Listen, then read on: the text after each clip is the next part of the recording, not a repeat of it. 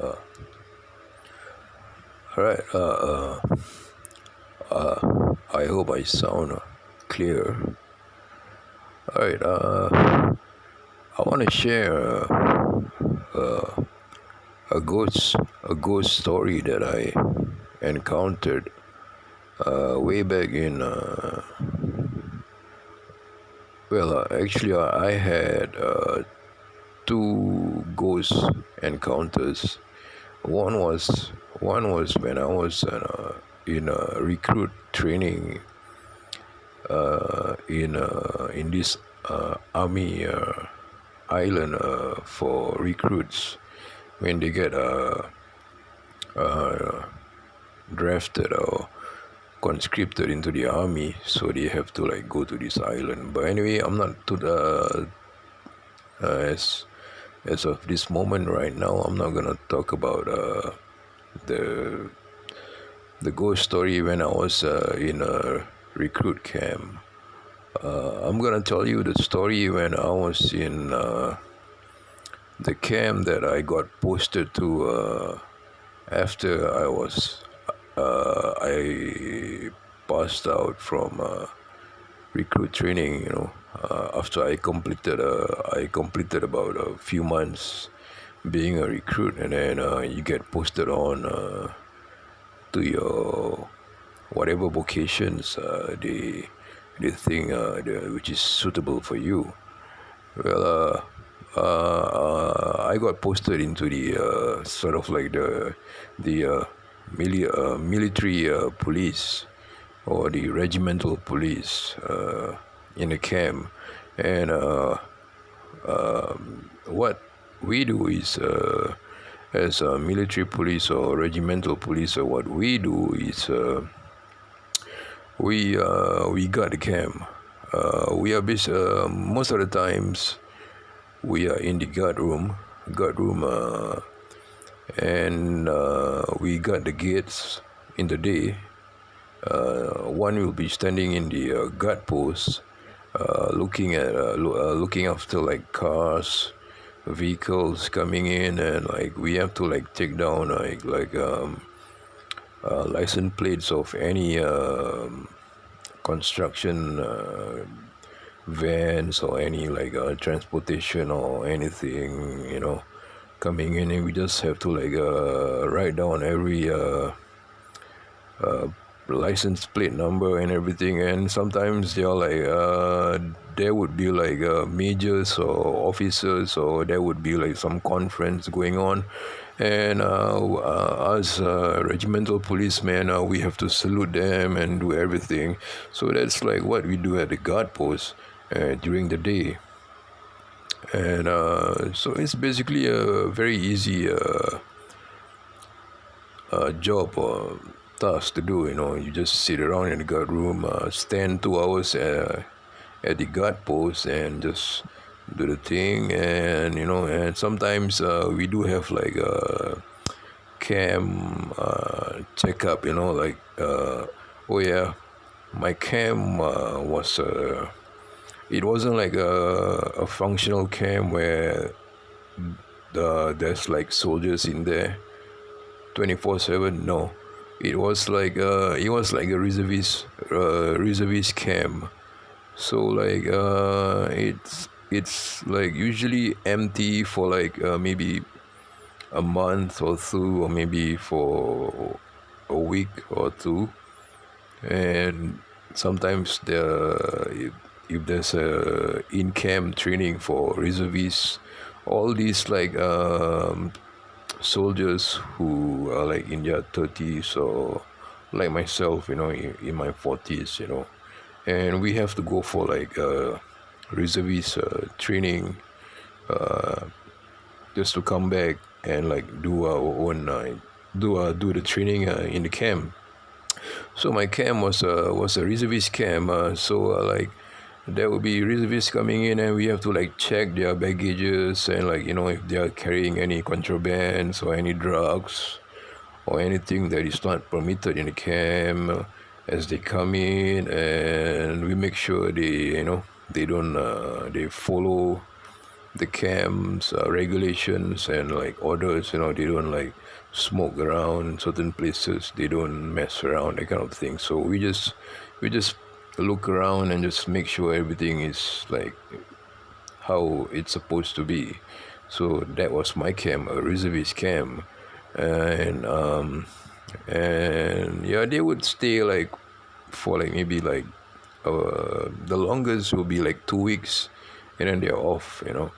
So when they leave, we have to like check their baggages and everything. So I'm just gonna cut the story short, okay? So here's the ghost story that I'm getting goosebumps. Okay, so here's the ghost story that I encountered. So there was one night I remember, and this was like, oh yes, this was before 9/11 in New York City, which was in 2001 or 2002. I can't remember, but yeah. So what happened was after 9/11, my RSM, Regimental Sergeant Major, after 9/11, he ruled out that after 9/11, terrorist attack and everything. So we are all on high alert. We are all on high alert. Like there could be like terrorists who's gonna sneak into the camp and like smuggle a bomb, blow up the bomb, blow up the camp or the kind of thing. So what he did was he implemented that we will have to do like prowlings in the days and like in the night. So we have to work for like 2 nights, and after that we had like 2 days off, and then we come back again and 2 nights of work. So 2 nights prowling and guards doing the guard post, and 2 days off and that kind of thing. So there was one night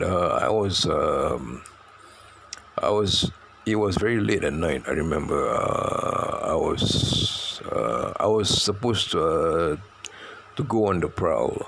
I was in the guard room. I think I remember I did my guard post and everything. Then I had my 2 hours of sleep, and then I woke up and like, okay, I look at my schedule and I was like, okay, you and you, let's go for the prowl. And at that time, we had bicycles, and so I got on my bicycle, with my rifle. So yeah, we just go on like the normal route that we took. Like, yeah. So to cut the story short, right, my camp is like very big, and at night, right, there would be like some guys who would stay behind in the camp. Like usually those guys who would stay behind in the camp, mostly like the store guys. Like most of them are the store guys, like who handle the weapons, the army equipments and everything. Sometimes like if they want to stay in the camp, they can stay in the camp. If they want to go back home, if it's too far, they can go back home. So there would be some guys in the camp, and sometimes like the camp would be totally empty throughout the whole like week. Throughout the whole week. So I remember when this happened, the camp was empty, because I think it was like during one of those like time where everyone was like clearing their leaves and everything. Most of them are like leaving the army, so they were clearing their leaves and everything. But some would stay, some would go. And okay, I'll just cut the story short. So I was prowling that night with my buddy, and we had to keep like I think about 2 meters apart. And that's the protocol when you are prowling in the army or in a camp or any camp. 2 meters apart, and with your rifle, and you just prowl with your flashlight. And there would be like checkpoints, where you have to like go to the checkpoint. That was like 2000. That was back in the 2000. So I don't know what's happening right now, how the technology or how everything has improved. But back then we had to like go to a checkpoint, turn the key, and there would be like this slip of paper that comes out of it, and there will be like a particular time that's being stated on the paper that okay, on this date, on that particular moment, uh, we have actually clocked and checked that there's nothing in that area. No one is in there. No one is like everything. The doors are closed and everything. Yeah. So we did our checkpoints, 2 checkpoints. There were about like 30 or 40 checkpoints. That was a very huge camp. I remember that was. I I don't really want to tell you where that camp is. I think I'll just tell you where that camp is. It was at like at Tanjung Gul, Gul. It was very close to the naval base, so it was at the very far end of like Singapore. It was very close to the naval base, and at the end of the camp, right, there was this gate. If you cross the gate, and that's it, you are trespassing into the Singapore naval base, and you'll be in trouble for that. And so what we have to do is, what we are concerned of, if there's anyone coming into the camp, into the camp. So we always have to like go towards the end of the camp. So there was this block, right? There was this particular block. Before that, I've been serving. I mean, before 9/11, I was pretty much doing like a year of service in there, and I was like doing like my prowlings and like and guys, there was no problems, no anything strange or weird or whatever. But on that night, I remember. So me and my buddy, he was ahead of me with his bicycle, and I was behind him. And I remember this block was just at the end of the camp near the naval base. So we were passing by, and as I was passing by that block, right, I heard this like singing. I heard this. It was a woman. It was a lady, kind of like singing, and it was very strange, the way she sang. It wasn't in English. It wasn't like an English song, or it was something in Asian. It was a very old. It to me it sounded like something from the 1920s or 1910s. The way it sounded very very old, kind of like avant-garde kind of song, man. And I could understand that language because she was the singing that I heard was in my language, which is in Malaysian, in Malay, or in Indonesian, and she was singing, and we had walkie-talkies, so I took out the walkie-talkie. I said, prowler to guard room, hang on for a while. And so everyone heard the call, and my buddy stopped, and I said, hang on for a while, just give me 5 minutes. And then my buddy stopped, and then the sergeant in the guard room was like, okay, you guys just check whatever is wrong, and I didn't tell them that I heard the singing. I just said, give me 5 minutes, I'm checking out this building, I said, over and out. And then okay, so I just kept listening to the singing. And the strange thing was the manner that she was singing. I heard it in a way like she was singing to a baby. It was as if like she was holding a baby in her hand, or she was trying to sing a lullaby to a baby. It sounded like that, but it was in a very very old avant-garde kind of singing. It's kind of scary actually to think back. But at that moment, I was just looking at that building, and I could see like it was totally, there was no one in that building. We knew that there was no one in that building. It was dark. All the windows were all black. Because if there was like anyone in that building, like some lights would be on. You can hear like people talking, or people doing work. But on that night, that building was totally empty.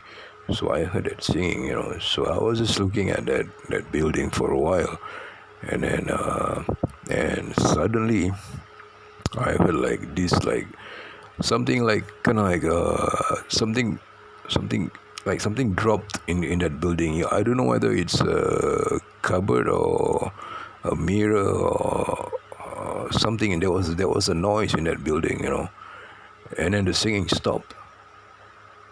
And after that, that building had windows, but there was like a small like opening like in that windows where birds could like go in, right?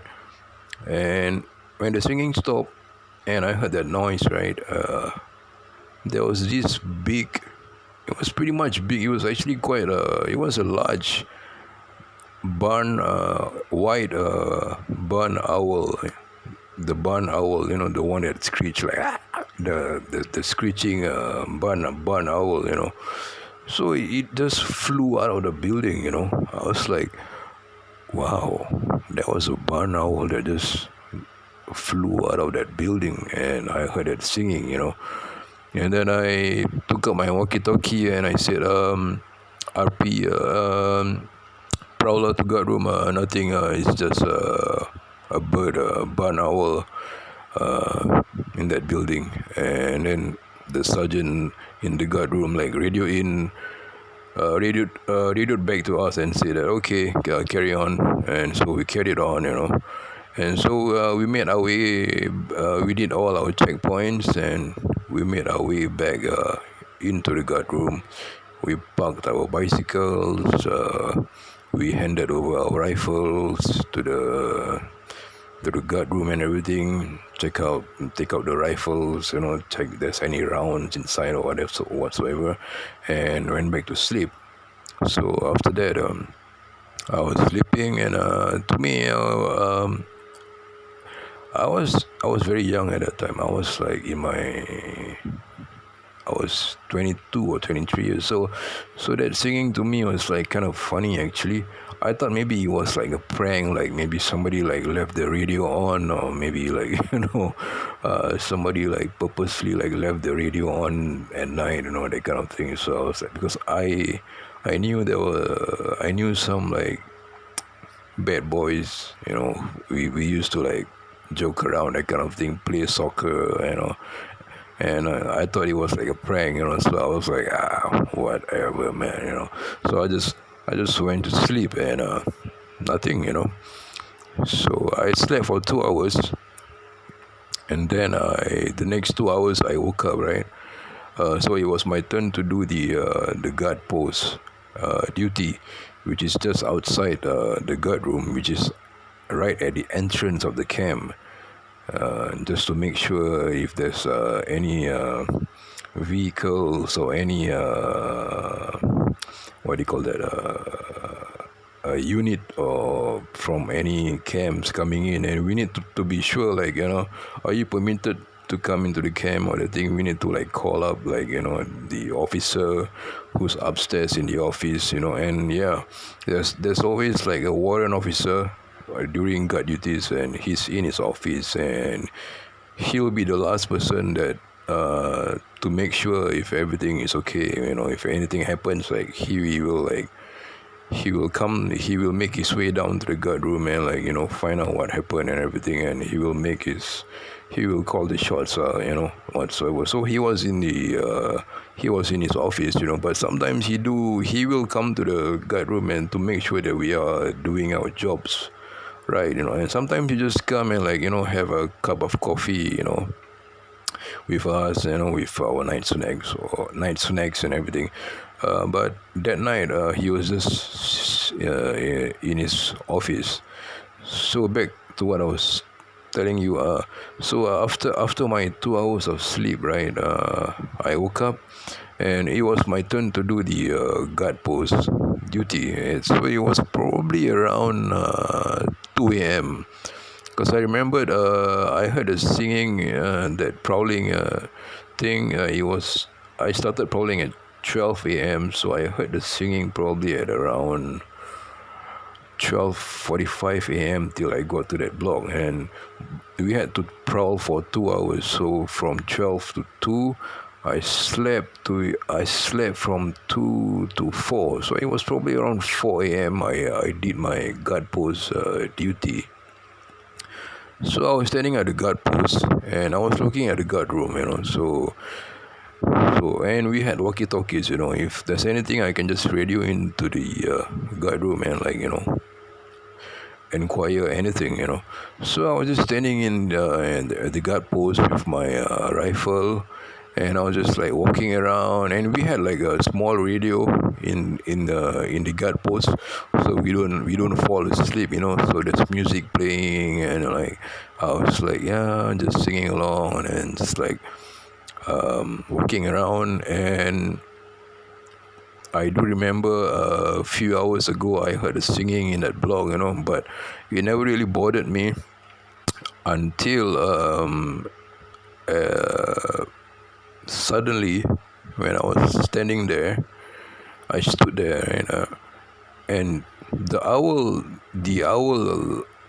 bird, right, that I saw that flew out of that building, right, it came right above the guard post where I was standing, where I stood, and there was a tree,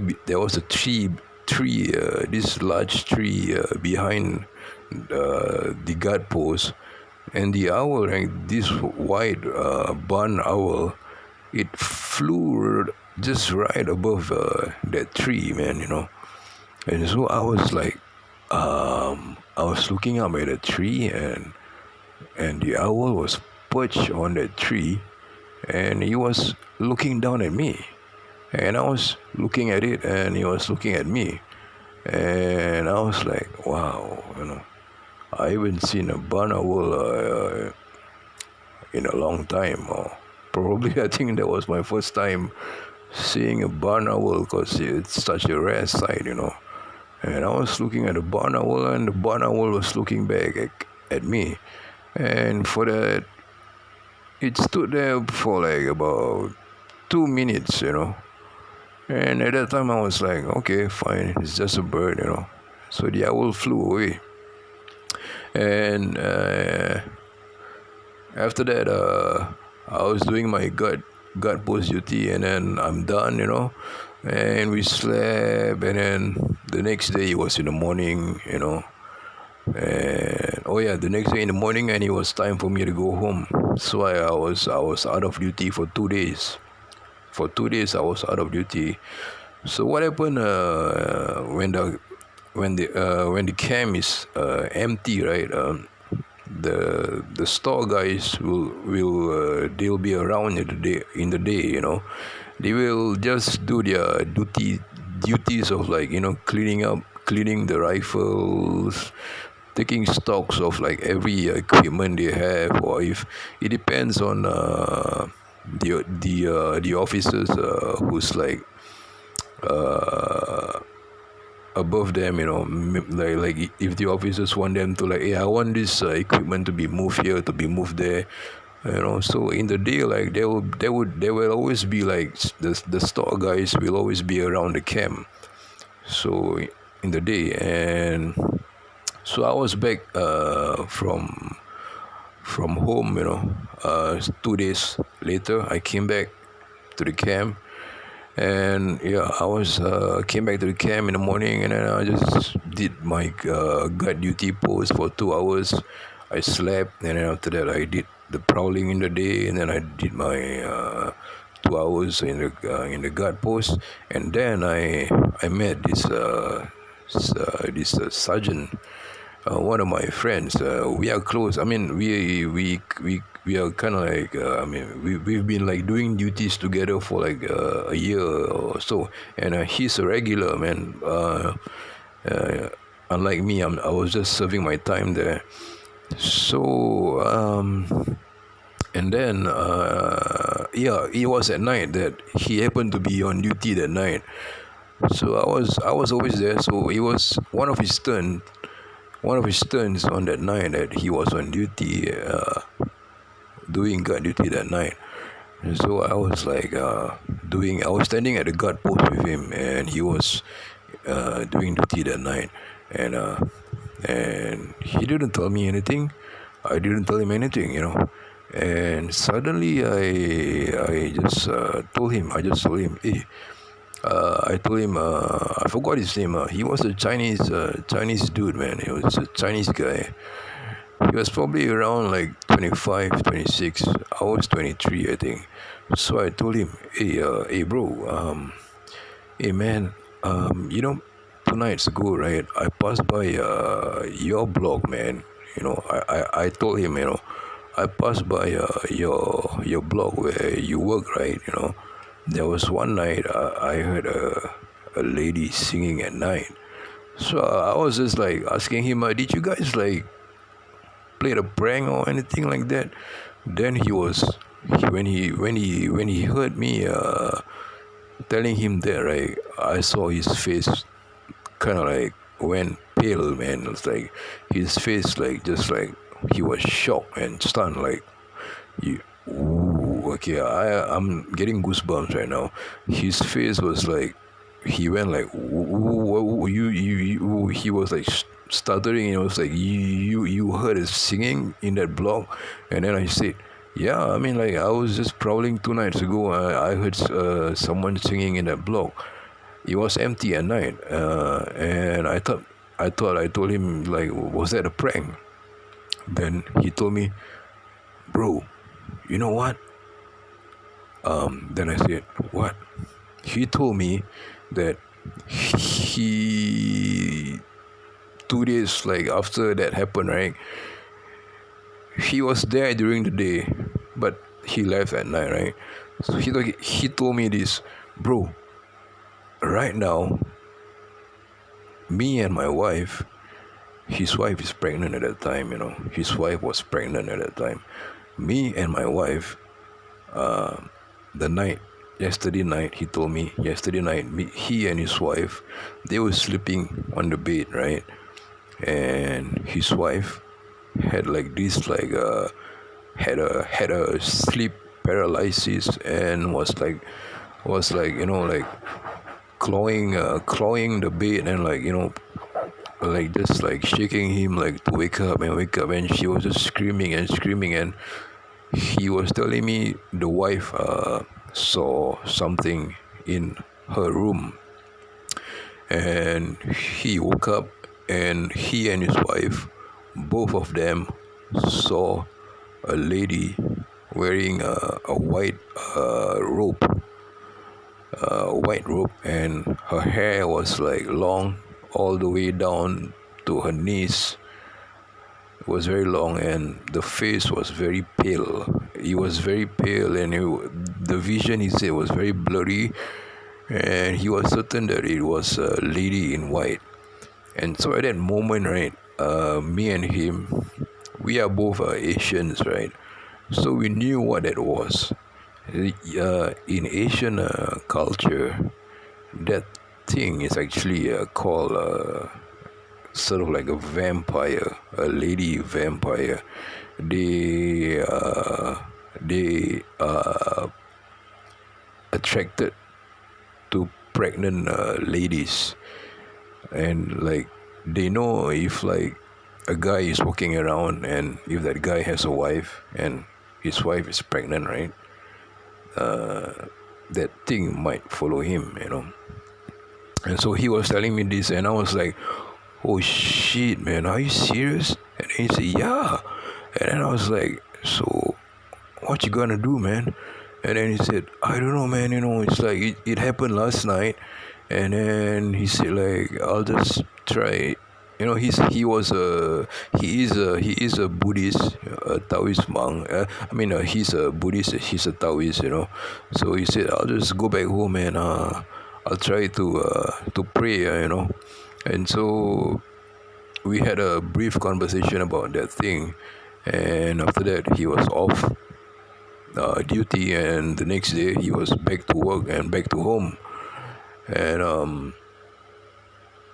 uh, yeah. So I just kept continuing my duties and everything, and so one more night I was doing my guard duty.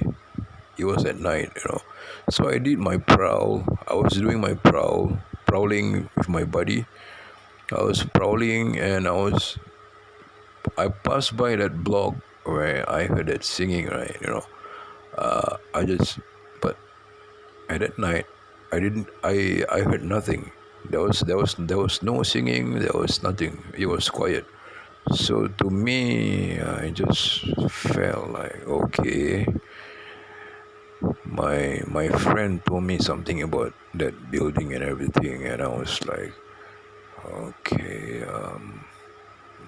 I heard nothing, and I just passed by that block, and I went back to the guard room and everything. So I was just like, let's. I was just thinking in my head, let's just hope nothing happens, like within the camp, or nothing happens to him. I just wish all the best, for anything. I said a few prayers here and there, and everything, and I was like, yeah, just I hope that nothing happened. So I made that prowl and nothing happened. So I got back to the guard room, parked my bicycle, took a 2 hours sleep, and I think I woke up around 2 a.m. And then it was my turn to do the guard duty post, right? So there were guys. We were doing like on a rotation shifts, and the guys before me were like doing the guard post, and they saw nothing. And so when it was my turn to do the guard post duty, so I came out, took up the rifle, unclock the rifle, check, clear, that kind of thing. Okay, clear. And then so I marched out to the guard post, and then radio in. Okay, this is a guard post to guard room. Okay, ready, stand by. Okay, blah blah blah. Okay, so I was just standing there at the guard post. So I stood there, turned on the radio. Just like, okay, just another night in camp. So I thought back, okay, a few nights ago I heard the singing, I saw the owl, and I was like, okay, I was young, and I was like, that sounded cool, man, the whole story and everything. I was like, alright, so it's like, I wonder what's gonna happen next, and then so I was just standing there, and suddenly there was I felt like there was a presence. Okay, from where I stood, right, I was standing at the guard post, right. I could see like blocks, like all those blocks that's in front of me, like all those blocks, right. I could see them, and so I spotted something in the sky, and it was like, from far it looked like I thought it was a bird, man. But then, as it flew closer and closer, and it was approaching towards my direction, towards the guard room area. It was approaching and approaching, and I looked up. It wasn't a bird, man. It wasn't a bird. I looked up. It was a piece of cloth. It was like a bathing towel that you use. Like, it was like a an old towel. It was very like kind of like dirty, and like kind of like very raggish looking towel, and it was just floating in the air, man. I swear to God, it was just floating in the air, and the way it floated, it looked like it wasn't. blown by the wind, man. It was just floating like in a wave form, you know. It was just floating and floating, and the way it floated, it was very slow. So it was floating and floating as it got closer and closer and closer. It was just probably from where I stood, it was just like about 10 stories from where I stood. So I could clearly see that it was a bathing towel, you know, and the towel was floating in the air. And when it got near me, it actually slowed down, man.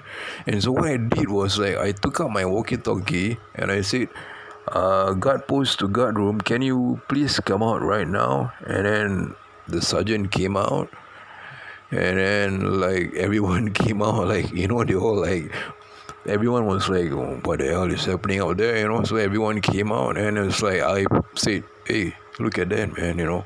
And so the sergeant was like looking at the towel, and everyone saw the towel. And so the sergeant went to the guard room, phone called the officer, the warrant officer who was in the office, to get his ass down to the guard room and like witness the whole thing, because the towel was floating in midair, and it actually stopped. It stopped there, in right on top of the guard room, man, you know.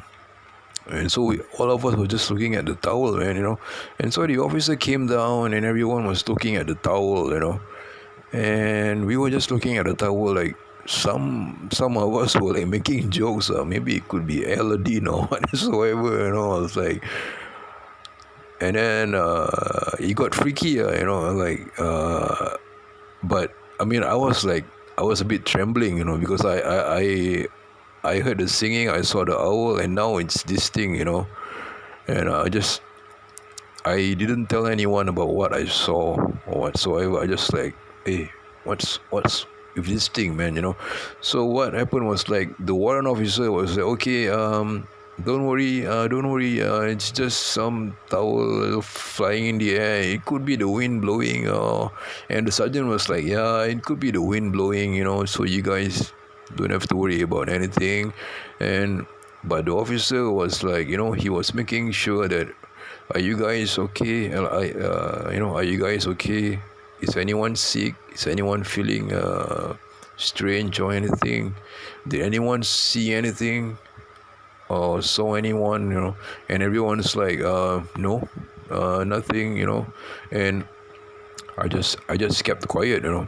I just kept quiet, you know. I was like, oh yeah, I was like, yeah, everything's fine, man, yeah.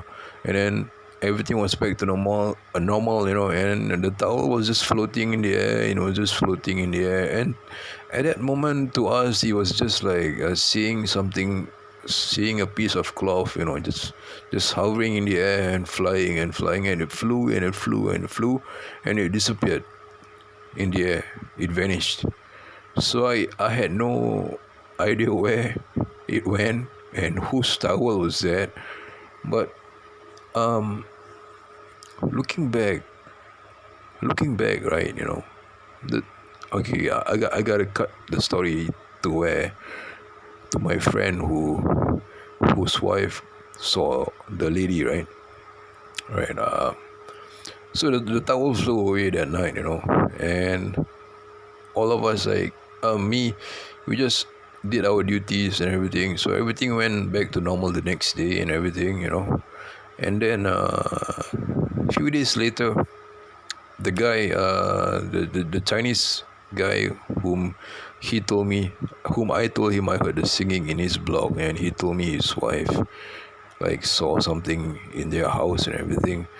And so we were like trying to think, like I was trying to figure out, like I was trying to find the logical explanation, like could the singing I heard was a spirit that actually followed him home, you know.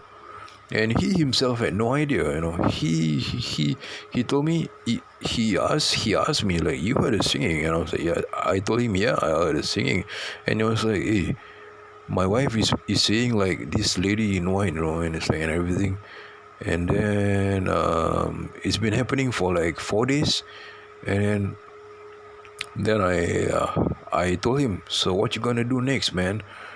I don't know, man. He told me it's like I don't know. I can't take it anymore, man. It's like some nights we can't sleep. You know, we heard like footsteps walking around the house, and my wife just kept seeing this lady standing at the door, you know, and everything. And then to cut the story short, okay, that guy actually hired a Taoist or a Buddhist monk. To cut the story short, like he told me, he hired a Buddhist monk or Taoist monk to come over to his place, you know, to sort of like scan his house for any unusual or any spirits whatsoever, you know. So the monk came over to his house, and the monk, this is what he told me. The monk came to the house. The monk was like in robes and everything, you know, got into a trance, that kind of thing, you know, and then he told me like the monk chanted a few prayers, and the monk was like that kind of thing, you know, and the monk said that something from your camp, which is our camp, you know, something from your camp followed you home. It was from that block. It was from a block, and it was this spirit of a lady, and she is in your house right now, and she wants to possess your wife because your wife is pregnant, and she wants to like sort of like disturb the wife because something like that. And in Asian culture, right, this female vampire, you know, there's a name for it. I'm not afraid of it. Anyway, there's a name for it. We call it pon, as in PON, pon, TI, like Pontiac the car, but it's actually Pontianak. Anak means son or a daughter, you know. So the legend has it like these vampires, right? I mean, like these spirits, like they died a violent death. They died probably during their pregnancy.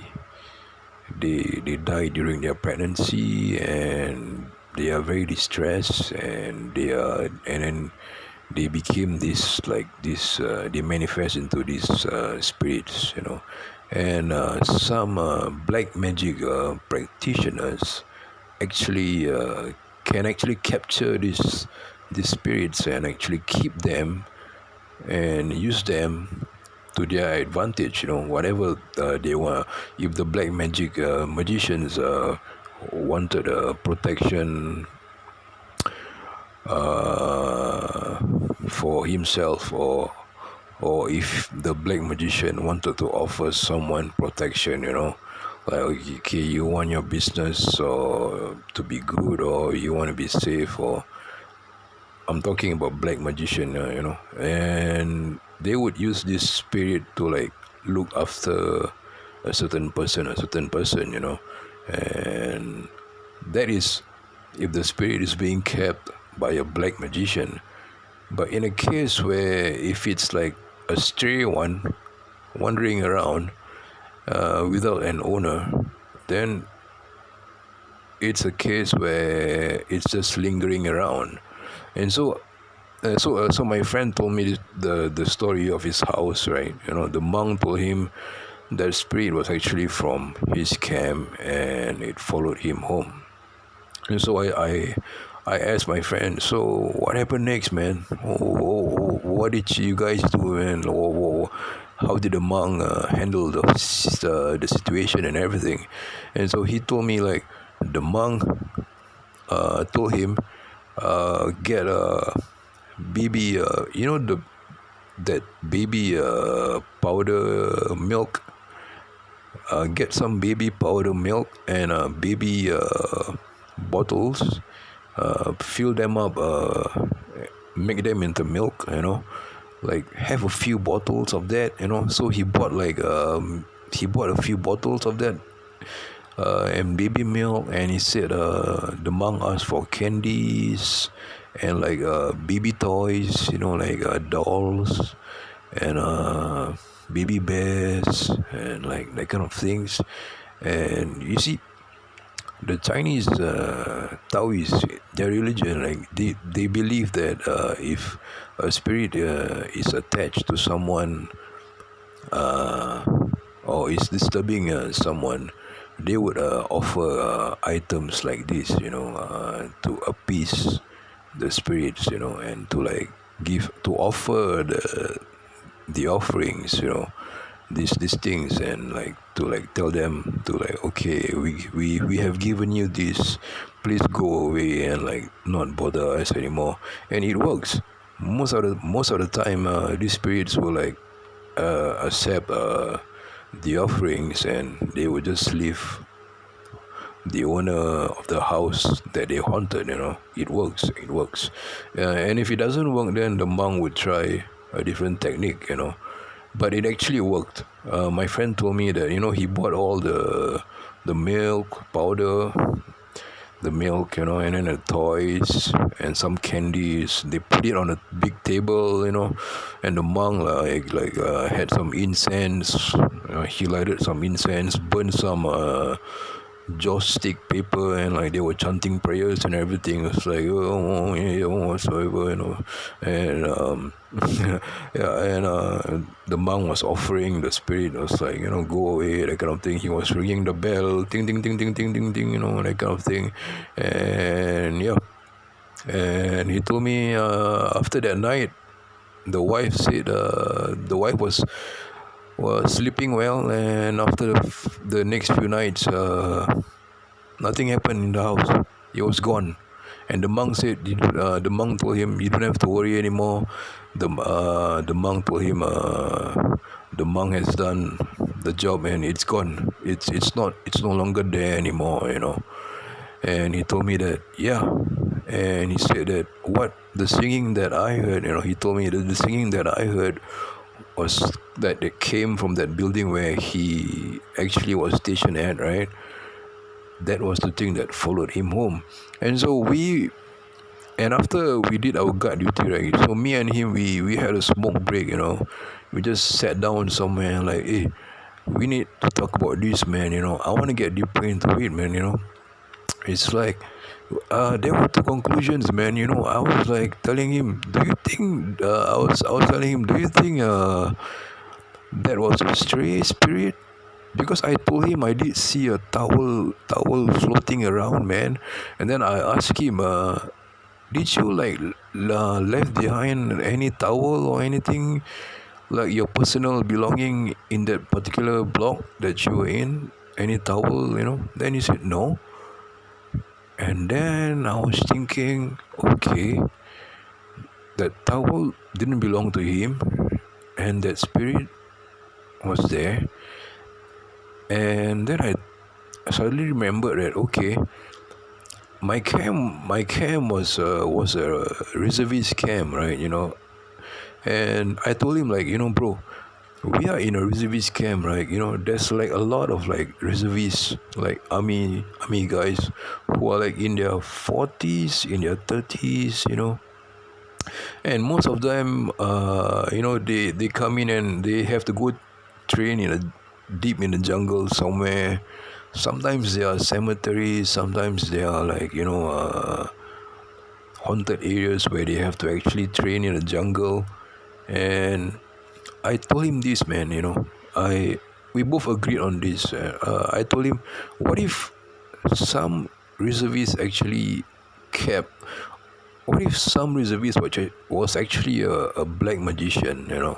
He had that thing to sort of like protect him, from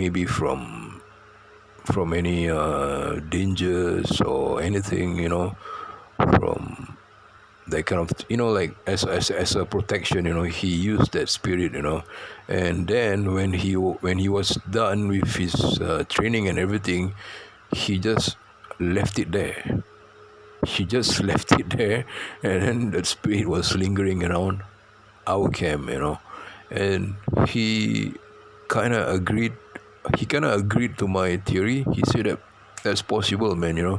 It could be someone who actually brought in that thing.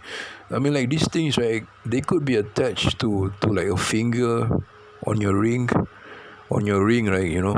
And they could be in there, man. And they could be protecting you and all that. This is Asian black magic. I'm telling you, man. So that's the only theory that I can think of, man. Because as I think back about the towel, right, that is floating, right, you know what I was thinking? I was thinking that towel actually belonged to one of the reservist guys who were probably in camp, and he suddenly realized that he left his towel there, and maybe he commanded some spirit or whatsoever, and that spirit actually brought back his towel home, man. It probably fucking flew all the way back to his place, man. That was what I thought, man. And then somehow it made sense, though. He could have used the spirit to like send back the towel, but he just maybe he disowned the spirit, and the spirit was left at the camp. It was stuck in that building, and the only person who had a wife which was pregnant was my friend, and that spirit followed him home. Yeah, and that was the story. Kind of freaky, isn't it?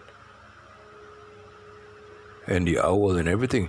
Oh yeah, and in Asian culture, right? That Pontianak, right? That spirit, right? That lady in white, right? A lot of our parents, my grandfather, way back when he was older, way back during there were villages around, they would sometimes believe that if they would see an owl, especially a barn owl at night, right, they sometimes believe that these owls are actually they I they what do you call it, another form. They appear in another form of that particular lady in white, which means that lady in white, that spirit, right?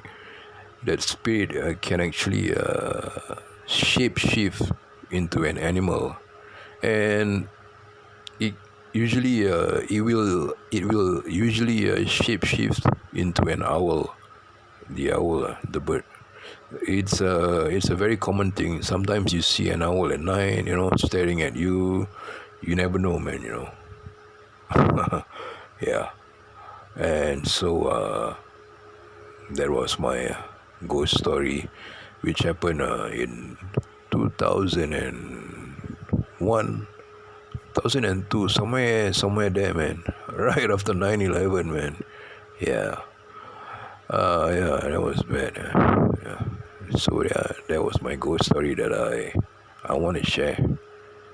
Yeah, I'll share you one more ghost story about the one where I was in recruit training. That one was a bit crazy. I'll share you the next time. In the meantime, yeah, I hope you enjoyed my story, and all right, peace. Have a good day.